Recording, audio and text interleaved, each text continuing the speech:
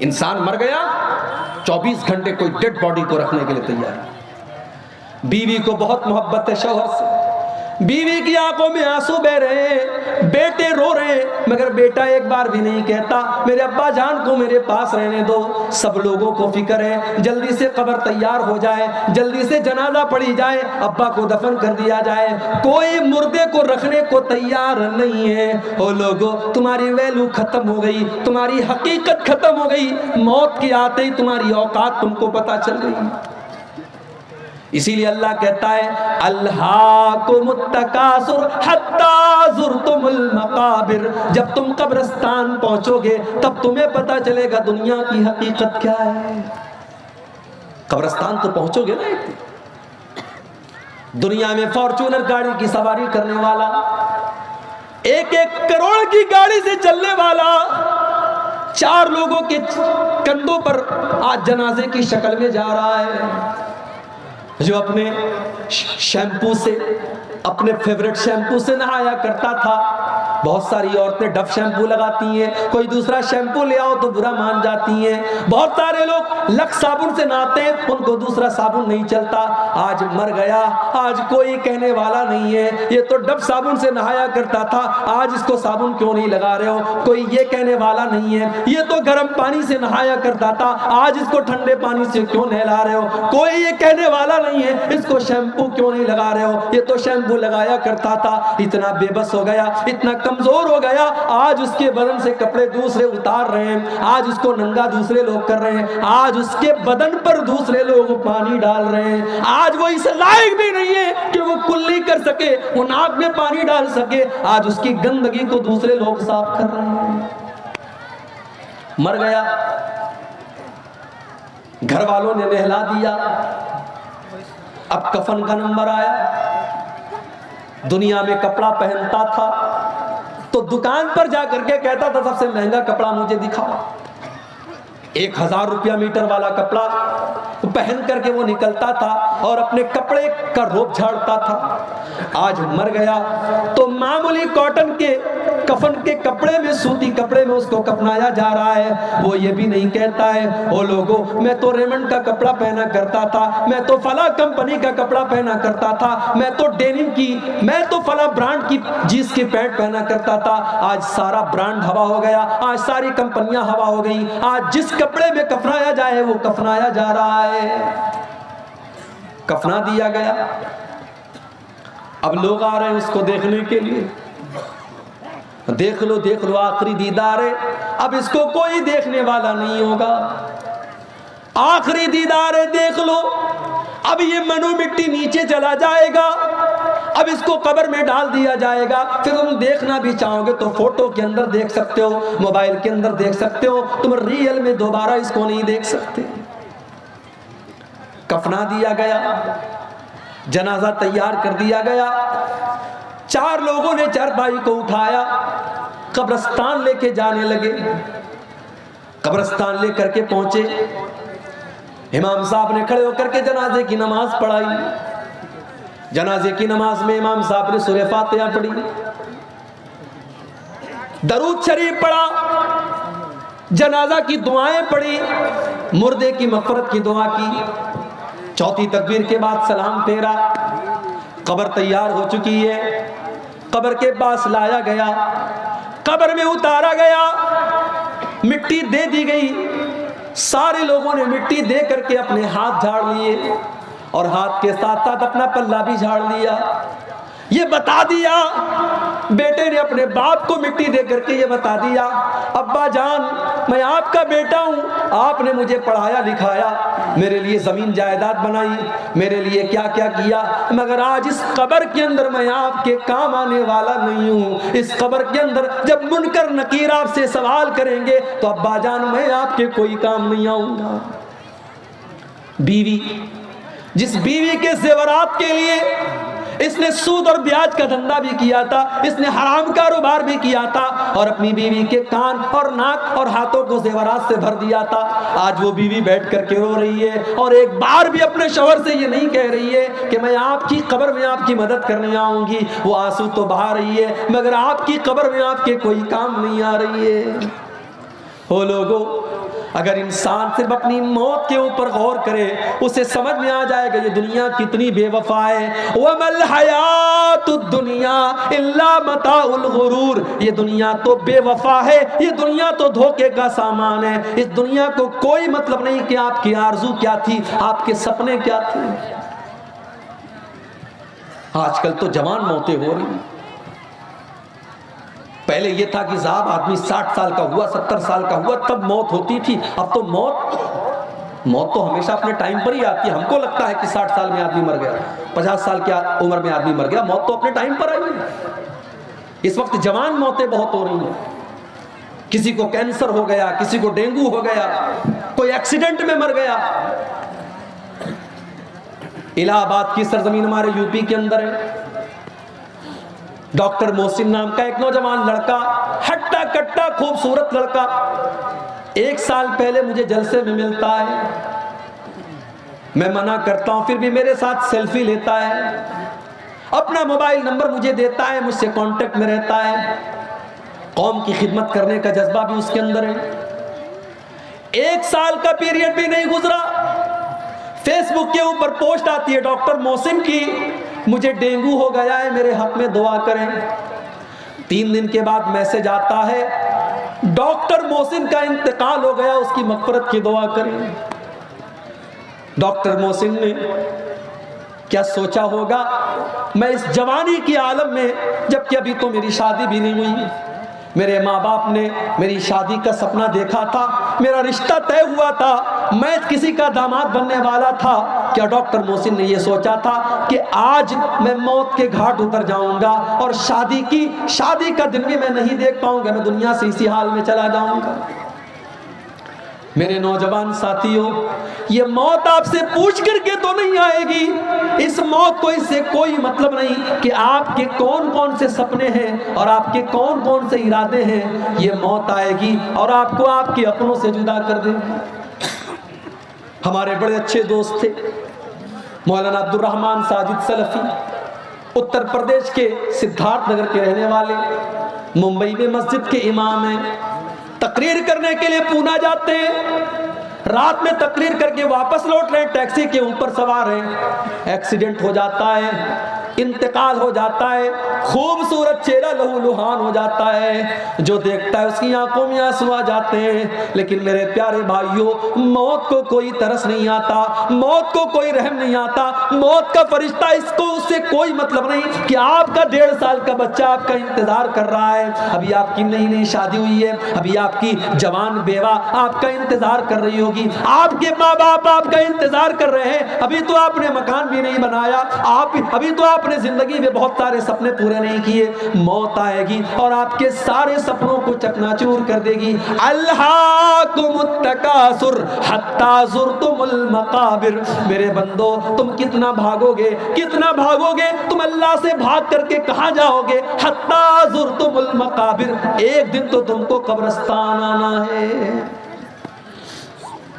ہم تو اتنے بے رحم ہو گئے، ہم تو قبرستان میں بھی بیٹھ کر کے موبائل پر گرل فرینڈ سے باتیں کر رہے ہیں، ہم تو اتنے بے رحم ہو گئے کہ قبرستان پر بیٹھ کر کے غیبت اور چغلی ہو رہی ہے، اور قبرستان پہ بیٹھ کر کے جوا کھیلا جا رہا ہے، اور قبرستان میں بیٹھ کر کے شراب پی جا رہی ہے۔ ہمیں تو قبرستان میں بھی موت یاد نہیں آتی۔ او لوگو، میرے نبی کو تو قبر کو دیکھ کر کے موت یاد آ جاتی تھی۔ ابن ماجہ کی روایت ہے، ایک انصاری صحابی کا جنازہ ہے، جنازے کو قبر میں اتارا جا رہا ہے، اللہ کے پیارے نبی اپنے صحابہ کے ساتھ قبر کے پاس بیٹھے ہوئے ہیں، اور آپ کی آنکھوں سے آنسو بہنے لگتے ہیں، اور اتنا روتے حتی بل السرا، وہاں کی زمین آپ کی آنسوؤں سے بھیگ جاتی ہے۔ اس کے بعد آپ قبر کی طرف اشارہ کر کے کہتے ہیں لمثل ھذا فاعدوا یا اخوانی، اے میرے صحابہ اس قبر کی تیاری کرو، یہاں تم کو آنا ہے۔ او لوگو، ہم تو اتنے کٹھور دل ہو گئے،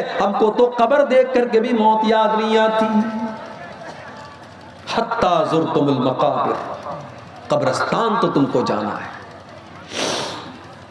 انسان بہت ترقی کر گیا، بڑے بڑے ہاسپٹل کھل گئے، کٹیہار میں، کشن گنج میں، دلی میں، ممبئی میں، مگر آج بھی ڈاکٹر کے پاس موت کا کوئی علاج نہیں ہے. ایک ٹائم ایسا آتا ہے ڈاکٹر کہتا ہے صاحب مریض کو لے جاؤ, اب اس کو دوا کی نہیں, اس کو دعا کی ضرورت ہے.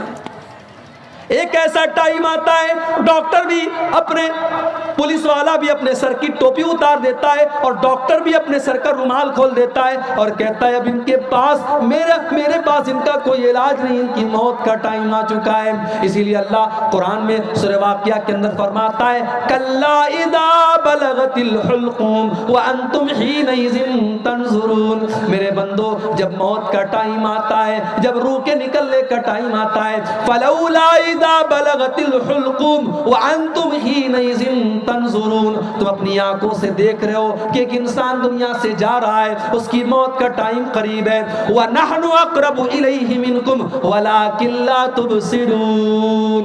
بیوی یہ سمجھتی ہے کہ شوہر کے سب سے قریب میں بیٹھی ہوں, بیٹا یہ سمجھتا ہے کہ باپ کے سب سے قریب میں بیٹھا ہوں. اللہ کہتا ہے کہ تم سے زیادہ قریب تو ہم ہیں, اس مرنے والے سے تم سے زیادہ قریب تو ہم ہیں, لیکن تم کو نظر نہیں آتا, ہم تو اس مرنے والے کے تم سے بھی زیادہ قریب ہیں. فلولا ان کنتم غیر مدینین ترجعونها ان کنتم صادقین. اگر تمہیں یہ لگتا ہے کہ تمہارے اوپر اللہ کا پاور نہیں ہے, اللہ کی طاقت نہیں ہے, تو ذرا مرنے والے کی روح کو واپس ڈال کر کے دکھا دو, ذرا موت سے اس کو بچا کر کے دکھا دو. تم نہیں دکھا سکتے, موت سے بچ نہیں سکتے. اور اسی لیے اللہ نے اپنے نبیوں کو بھی موت کے گھاٹ اتارا, نبیوں کو بھی موت آئی.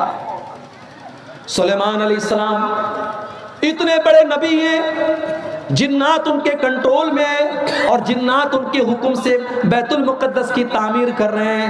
حضرت سلیمان ان کو ڈائریکشن دے رہے ہیں اور جنات بیت المقدس کی تعمیر کر رہے ہیں. سلیمان علیہ السلام لاٹھی کے سہارے کھڑے ہیں اور ان کو ڈائریکشن دے رہے ہیں, اور اسی حال میں سلیمان علیہ السلام کو موت آ گئی.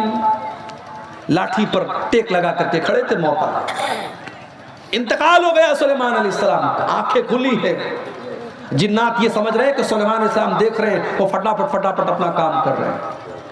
قرآن کریم میں اللہ نے فرمایا فَلَمَّا قَدَيْنَا عَلَيْهِ الْمَوْتَ مَا دَلَّهُمْ عَلَى مَوْتِهِ إِلَّا دَابَّةُ الْأَرْضِ تَأْكُلُ مِنْ سَاعَتَهْ. جب سلیمان کی موت کا فیصلہ ہم نے کر دیا تو جنات کو ان کی موت کے بارے میں پتہ بھی نہیں چلا. وہ تو ان کی لاٹھی کو جب گھن کے کیڑے نے کھا لیا اور لاٹھی کٹ کر کے گر گئی اور سلیمان علیہ السلام کی ڈیڈ باڈی زمین پر آ گئی, تب جنات کو پتہ چلا کہ ان کو غیب کے بارے میں پتہ نہیں, ان کو پتہ نہیں کہ سلیمان کو موت کب آئی. سلیمان علیہ السلام کو بھی موت آئی. اور نبیوں کے سردار اور ہماری اور آپ کے پیارے نبی اور آخری نبی جناب محمد رسول اللہ صلی اللہ علیہ وسلم کو بھی موت آئی. ربیع الاول کی 12 تاریخ تھی, سوموار کا دن تھا. اللہ کے نبی کئی دن سے بیمار چل رہے تھے. فجر کی نماز کا ٹائم ہے, اللہ کے نبی کو تھوڑی طبیعت بہتر محسوس ہوئی. آپ نے اپنے کمرے کا پردہ ہٹایا, سامنے فجر کی نماز ہو رہی ہے. ابو بکر صدیق نماز پڑھا رہے ہیں اور پیچھے صحابہ نماز پڑھ رہے ہیں. نبی اکرم نے اپنے صحابہ کو نماز پڑھتے ہوئے دیکھا, آپ کے چہرے پر مسکراہٹ پھیل گئی. آپ کو لگا میرا مشن کامیاب ہے, میری محنت کامیاب ہے, میرے صحابہ میرے بعد بھی نماز کو قائم رکھیں گے. میرے پیارے ساتھیوں, جا کر کے ذرا اپنی مسجدوں کا جائزہ لو. اس گاؤں کے اندر مجھے نہیں پتا کتنی مسجدیں ہیں, جاؤ ذرا مسجدوں میں فجر کی نماز کا جائزہ لو. اگر یہ بیچارے 70 سال والے 60 سال والے یہ ڈنڈا لے کر کے چلنے والے بوڑھے اگر مسجد میں جانا بند کر دیں تو شاید فجر کی نماز میں تالا لگ جائے مسجدوں میں, اور فجر کی نماز میں کوئی مسجد کو کھولنے والا نہ ہو. ہم تو نماز سے اتنے دور ہیں, کوئی بات نہیں ہے, ہمارا کاروبار چل رہا ہے, ہماری دکان چل رہی ہے, نماز ہو رہی ہے, اور محبت رسول کا دعویٰ. اللہ اکبر. ایک مرتبہ ربیع الاول کا مہینہ تھا, میرا پروگرام تھا کلیا چک میں, مالدہ میں. مالدہ اسٹیشن سے کلیا چک جانے میں عام طور سے 1 سے 1.5 گھنٹہ لگتا ہے, مجھے 3 گھنٹے لگ گئے. راستے پر جلوس نکل رہا تھا صاحب. کس کا جلوس نکل رہا ہے؟ نبی کے عاشقوں کا جلوس نکل رہا ہے. نبی کے عاشقوں کا جلوس نکل رہا ہے، ڈی جے بج رہا ہے، راستوں کو جام کر کے، ناچ کر کے، گا کر کے، نعرے لگا کر کے لوگ محبت رسول ظاہر کرتے ہیں۔ جس کو نبی سے محبت ہوگی وہ جلوس نہیں نکالے گا، وہ ناچ گانا نہیں کرے گا، وہ ڈی جے نہیں بجائے گا، وہ میوزک نہیں بجائے گا۔ جس کو نبی سے محبت ہوگی وہ نماز قائم کرے گا، کیونکہ نبی کو نماز سے بڑی محبت تھی۔ اللہ کے نبی فرماتے جو علت قرۃ عینی فی الصلاۃ، نماز میری آنکھوں کی ٹھنڈک ہے۔ نماز کا ٹائم ہوتا تھا، اللہ کے نبی حضرت بلال سے کہتے تھے یا بلال ارحنا بالصلاۃ، اے بلال جلدی سے نماز کھڑی کرو اور مجھے میرے دل کو سکون پہنچاؤ۔ فجر کی نماز ہو رہی ہے، اللہ کے نبی کے چہرے پر مسکراہٹ پھیل گئی کہ میرے بعد بھی میرے صحابہ نماز قائم کریں گے، میرا مشن چالو ہے، میرا مشن جاری ہے۔ نبی اکرم نے زبان سے کچھ نہیں کہا ہے، پردہ ہٹایا ہے اور دروازے پر آ کر کے کھڑے ہیں۔ صحابہ کو اپنے نبی سے اتنا پیار تھا، انہوں نے محسوس کر لیا، ان کو اپنے نبی کی خوشبو محسوس ہو گئی، ان کو پتہ چل گیا کہ اللہ کے نبی اپنے دروازے پر آئے ہیں۔ صحابہ نے نماز کی حالت میں ابو بکر صدیق کو اشارہ کرنا شروع کیا کہ اللہ کے نبی آ چکے ہیں، اب تم پیچھے آ جاؤ، اللہ کے نبی نماز پڑھائیں گے۔ حضرت ابو بکر نے پیچھے ہٹنے کا ارادہ بھی کیا، لیکن اللہ کے نبی نے اشارہ کیا کہ نہیں تم نماز پڑھاتے رہو، اور اللہ کے نبی نے دوبارہ پردہ گرا دیا۔ اور صحابہ کہتے ہیں یہ آخری نظر تھی جو اللہ کے نبی نے صحابہ پر ڈالی تھی۔ فجر کا وقت تھا، پھر سورج نکلا، دن چڑھنے لگا، چاشت کا وقت آنے لگا، اور جیسے جیسے دن چڑھ رہا ہے محمد رسول اللہ کی تکلیف میں اضافہ ہو۔ اما عائشہ فرماتی ہیں اسی سوموار کے دن میرے بھائی عبد الرحمن آئے، وہ مسواک کر رہے تھے، اللہ کے نبی کی نظر پڑ گئی، آپ نے اشارہ کیا کہ میں بھی مسواک کرنا چاہتا ہوں۔ اما عائشہ نے اپنے بھائی سے مسواک کو لیا اور مسواک کو اپنے دانتوں سے نرم کیا تاکہ اللہ کے پیارے نبی کو مسواک کرنے میں تکلیف نہ ہو۔ بیوی وہ ہوتی ہے جس کو شوہر کی تکلیف کا اتنا احساس، شوہر بیمار ہے تو اما عائشہ نے مسواک کو نرم کیا تاکہ میرے نبی کو، میرے شوہر کو تکلیف نہ ہو، آسانی سے مسواک کر سکے۔ اور اما عائشہ فرماتی ہیں یہ میرے لیے فخر کی بات تھی کہ اللہ کے نبی کے آخری ٹائم میں میرا لعاب اللہ کے نبی کے لعاب کے ساتھ مل گیا، میں نے مسواک کو نرم کیا اور اللہ کے نبی کو دیا، اور آپ نے اسی مسواک سے اپنے دانتوں کو صاف کیا۔ اسی لیے علماء کہتے ہیں اگر کسی کو یہ احساس ہو کہ میرا آخری ٹائم ہے تو آخری ٹائم میں مسواک کرنا چاہیے، یہ بھی اللہ کے رسول کی سنت ہے۔ مسواک کیا آپ نے، بے چینی بڑھنے لگی، آپ کے بغل میں ایک پیالے میں پانی رکھا ہوا تھا، آپ بار بار اپنے ہاتھ میں پانی لیتے، اپنے چہرے پر چھڑک لیتے اور کہتے اللہم اعنی علی سکرات الموت، ہے اللہ تو موت کی سختیوں پر میری مدد فرما، ہے اللہ سکرات الموت پر تو میری مدد فرما۔ اما عائشہ فرماتی ہیں کہ پہلے میں موت کی سختی کو بہت غلط سمجھتی تھی، مگر جب اپنے نبی کے اوپر میں نے موت کی سختی کو دیکھا تب میں نے موت کی سختی کو غلط سمجھنا بند کر دیا۔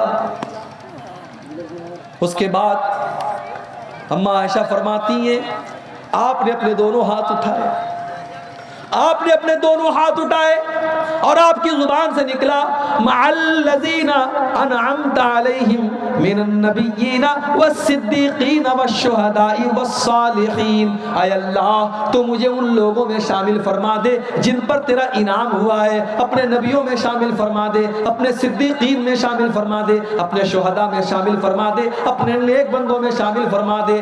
اللہم الحقنی بالرفیق الاعلی، آپ نے فرمایا اے اللہ تو اپنے بہترین بندوں میں مجھ کو شامل فرما دے۔ اتنا کہتے ہوئے اللہ کے نبی نے ہاتھ اٹھایا اور پھر دھیرے دھیرے آپ کا ہاتھ زمین پر آ گیا اور آپ کی روح آپ کے بدن سے نکل گئی اور آپ اس دار فانی کو چھوڑ کر چلے گئے۔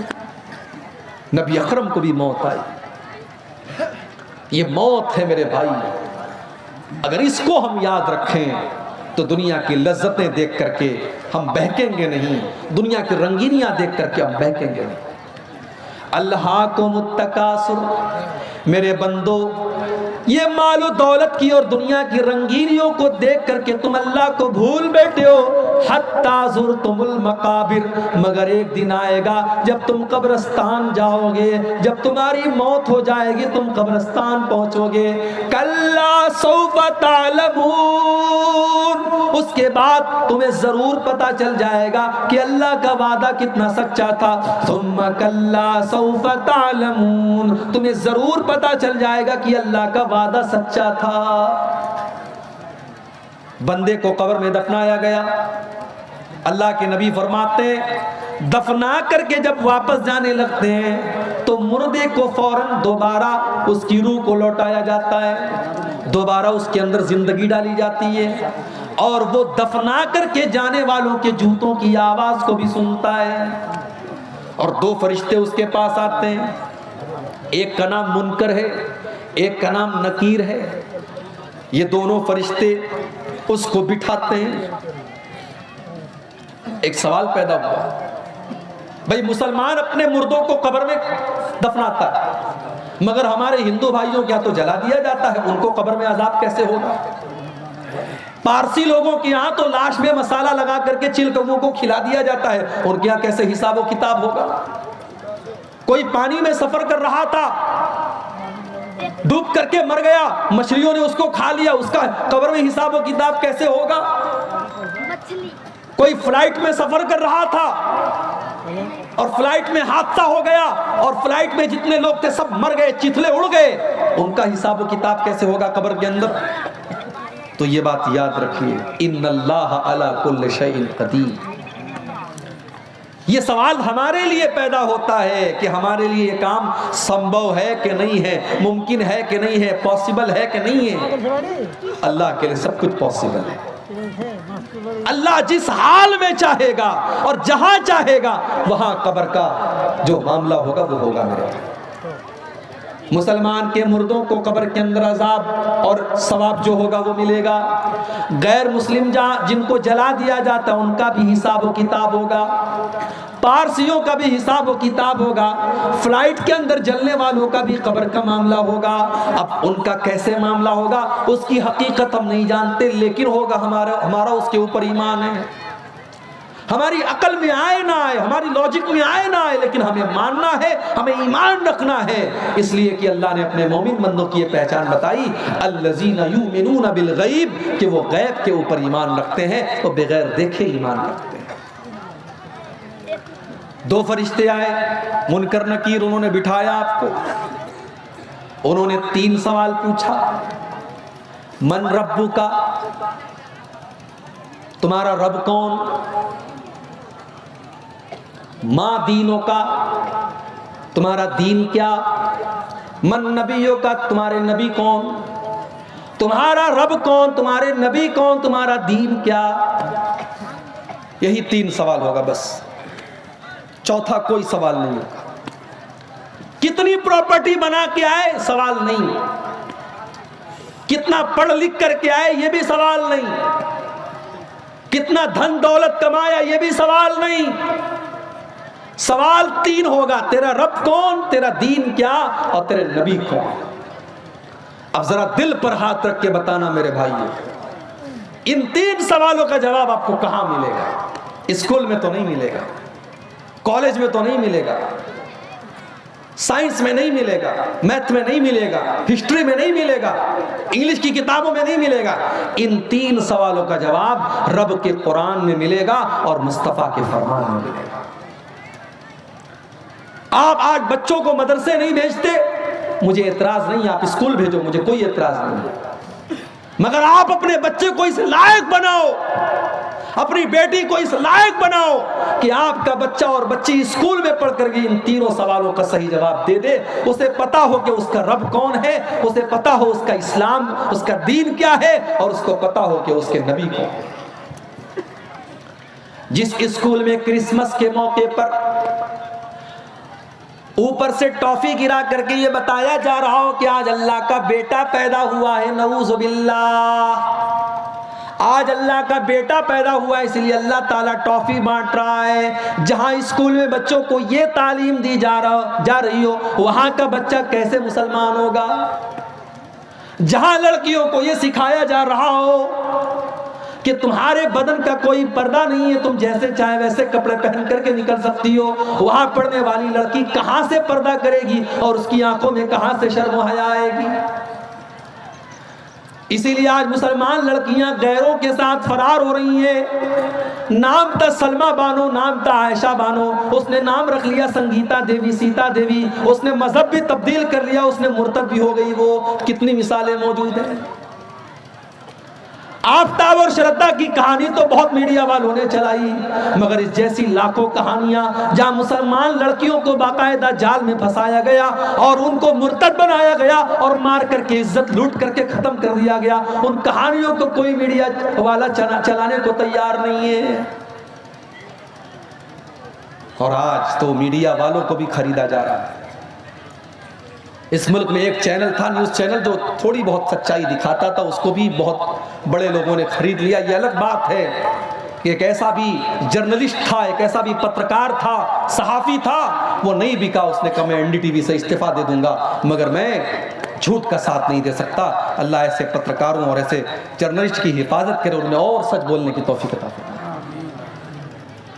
میرے بھائیوں، آپ سوچئے کہ آج ہماری بیٹیوں کے پاس دین کی تعلیم نہیں ہے، انہیں ایمان کی اہمیت نہیں پتا، اور قبر میں یہی 3 سوال پوچھا جائے گا، تیرا رب کون ہے، تیرے نبی کون ہے، تیرا دین کیا ہے۔ اچھا اگر ہم دنیا میں رٹ لیں میرا رب اللہ ہے، میرا دین اسلام ہے، میرے نبی محمد ہے، رٹنے سے کام نہیں چلے گا، رٹنا نہیں ہے۔ اگر آپ چاہتے ہیں کہ قبر میں آپ کے منہ سے صحیح جواب نکلے تو آپ کو اللہ والی زندگی گزارنی پڑے گی۔ اگر آپ چاہتے ہیں کہ قبر میں آپ کے منہ سے نکلے میرا دین اسلام ہے تو آپ کو اسلام پر چلنا پڑے گا، آپ کی زندگی اسلام والی ہوگی، تب قبر میں صحیح جواب نکلے گا۔ اگر آپ چاہتے ہیں کہ قبر میں جب فرشتہ پوچھے تیرے نبی کون ہیں اور آپ کے منہ سے یہ نکلے میرے نبی محمد صلی اللہ علیہ وسلم ہیں، تو آپ کو اللہ کے نبی کے طریقے پر زندگی گزارنی پڑے گی۔ جو بندہ مومن ہوگا، جس نے ایمان والی زندگی گزاری ہوگی، وہ ان 3 سوالوں کا صحیح جواب دے گا۔ وہ کہے گا میرا رب اللہ ہے، میرا دین اسلام ہے، میرے نبی محمد ہیں۔ فرشتہ پوچھے گا وما یدریکا، تجھے ان 3 سوالوں کا جواب کیسے پتا چلا؟ بندہ کہے گا قرأت کتاب اللہ، میں نے قرآن کو پڑھا تھا، میں نے حدیثوں کو پڑھا تھا، میں نے اللہ اور اس کے رسول کی باتوں کو پڑھا تھا۔ آج کون پڑھتا ہے؟ کون پڑھتا ہے قرآن کو آج؟ پہلے تو بوڑھی عورتیں گھر میں رہتی تھی، وہ بیچاری صبح صبح قرآن پڑھتی تھی، اب تو وہ بوڑھیاں بھی ختم ہو گئی۔ اب کی تو عورتیں وہ ہیں کہ صبح کو وہ اٹھتی ہیں تو موبائل پر سیریل دیکھتی ہیں، پہلے رات کو بستر پہ سونے لگتی تو سیریل دیکھتی ہیں۔ نوجوان کو گانا سننے سے فرصت نہیں، بڈھوں کو گانا سننے سے فرصت نہیں۔ آج ہمارے گھروں میں قرآن کون پڑھتا ہے؟ میرے بھائی اپنے دل پر ہاتھ رکھ کر کے بتاؤ کہ آخری ٹائم آپ نے قرآن کو کب پڑھا؟ ہم نے قرآن کے ساتھ بہت ناانصافی کی، اور کل قیامت کے دن اللہ کے نبی ہمارا گریبان پکڑیں گے، اور اللہ کے نبی قیامت کے دن اللہ کی بارگاہ میں کہیں گے وقال الرسول یا رب ان قوم اتخذوا هذا القرآن مہجورا، اللہ کے رسول کہیں گے اے اللہ میری اس قوم نے قرآن کو چھوڑ دیا تھا، قرآن کو چھوڑ دیا تھا۔ قبر میں 3 سوالوں کا جواب دینے والا کہے گا میں نے قرآن کو پڑھا تھا، اور جو انسان کافر تھا، منافق تھا، اسلام پر نہیں چلتا تھا، اس کے منہ سے صحیح جواب نہیں نکلے گا، وہ چاہ کر کے بھی صحیح جواب نہیں دے پائے گا، اس کے منہ سے بس ایک ہی جواب نکلے گا ہا ہا لا ادری، ہائے ہائے میں نہیں جانتا۔ فرشتہ کہے گا تو نہیں جانتا اس لیے کہ ما دریت وما تلیتا، نہ تو نے علم حاصل کیا، نہ تو نے قرآن پڑھا، نہ تو نے حدیث پڑھی، نہ تو نے علماء سے علم حاصل کیا، نہ تو مدرسے گیا، نہ تو نے علماء سے سیکھا، نہ تو نے علم حاصل کیا، نہ تو نے خود پڑھنے کی کوشش کی۔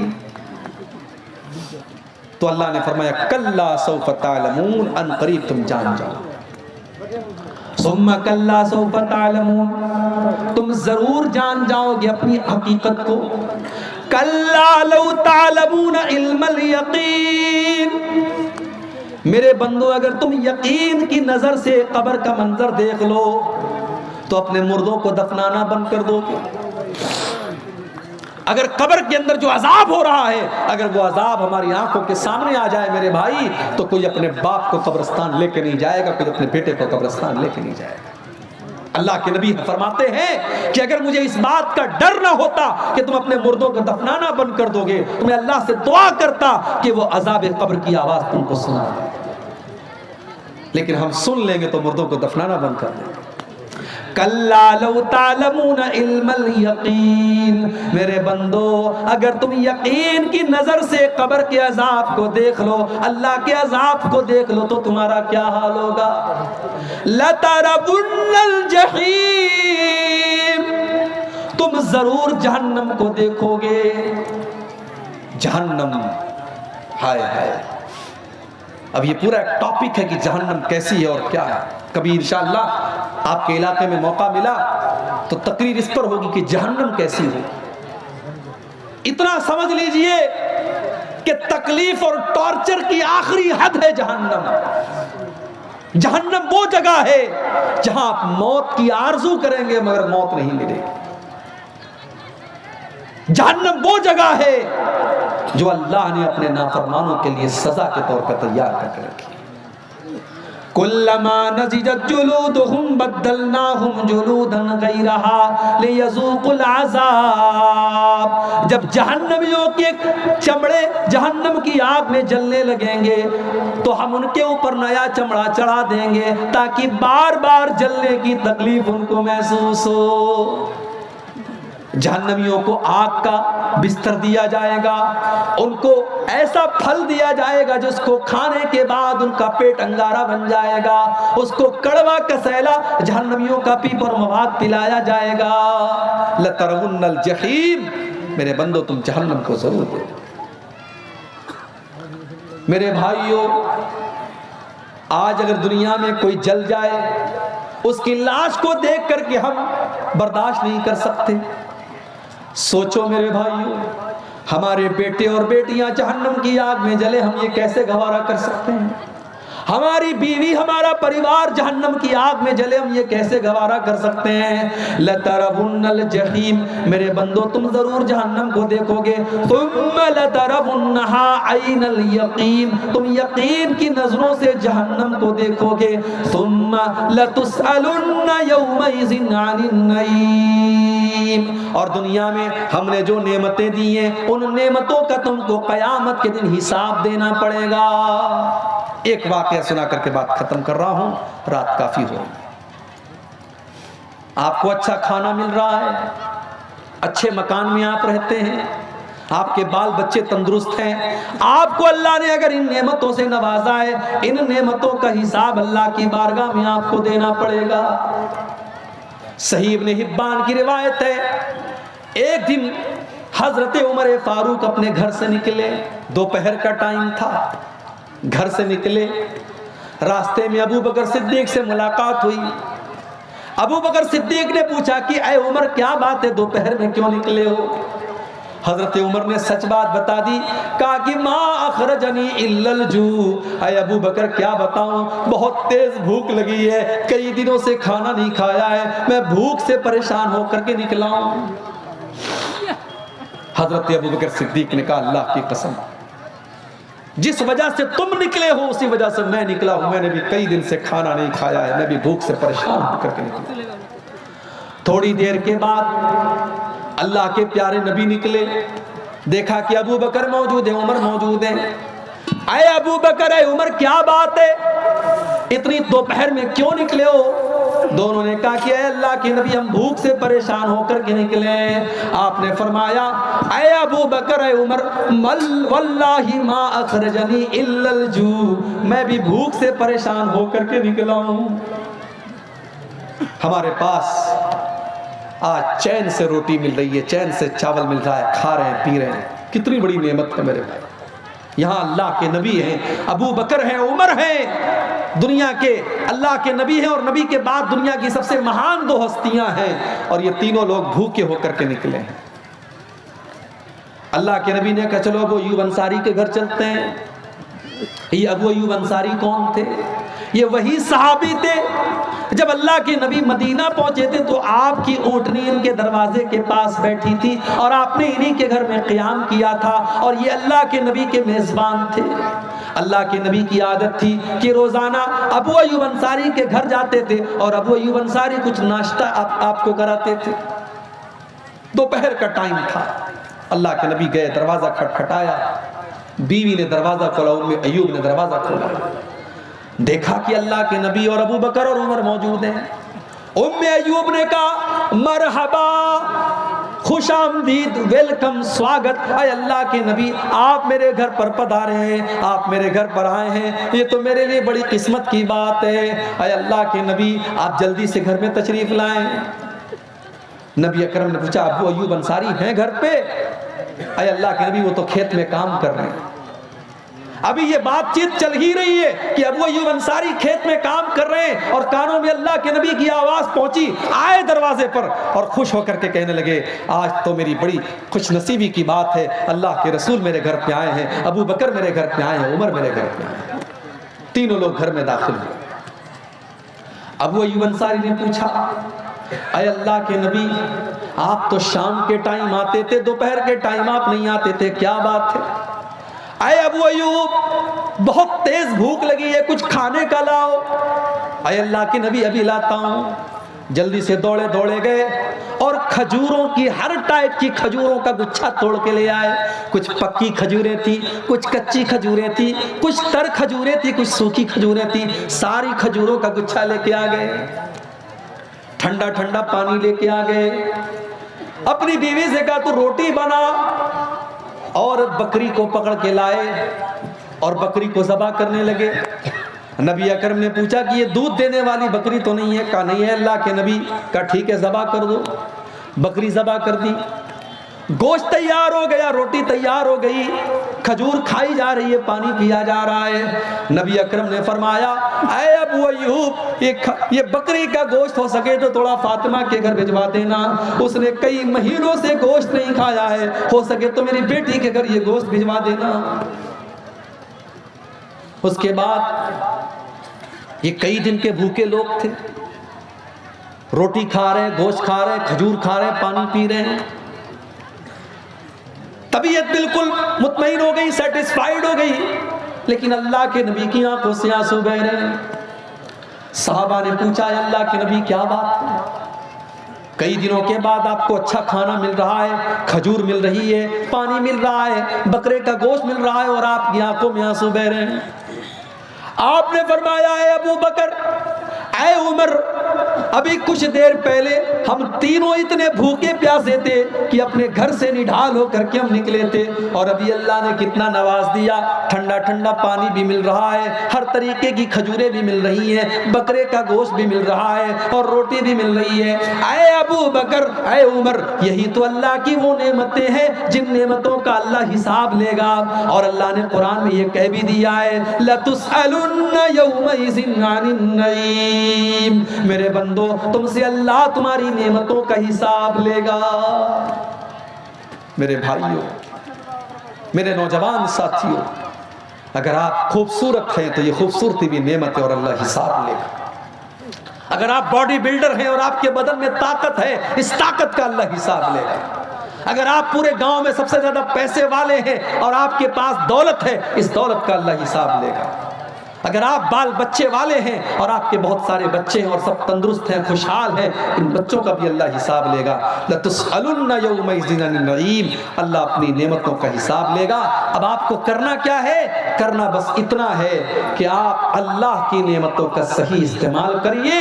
اللہ نے جو نعمت بھی آپ کو دی ہے، چاہے وہ علم کی شکل میں ہو، وہ دولت کی شکل میں ہو، وہ طاقت کی شکل میں ہو، حکومت کی شکل میں ہو، آپ اس نعمت کا صحیح استعمال کیجئے، اس کو ایسی جگہ استعمال کیجئے جہاں اللہ راضی ہوتا ہو۔ انشاءاللہ اللہ آپ کو اس کا بہتر بدلہ دے گا۔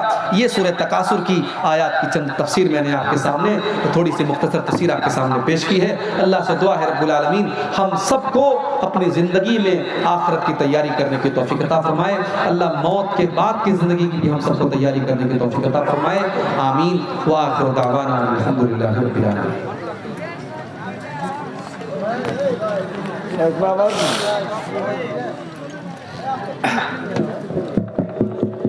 برادران اسلام آپ افراد تفریح کا ماحول پیدا نہ کریں. آپ مولانا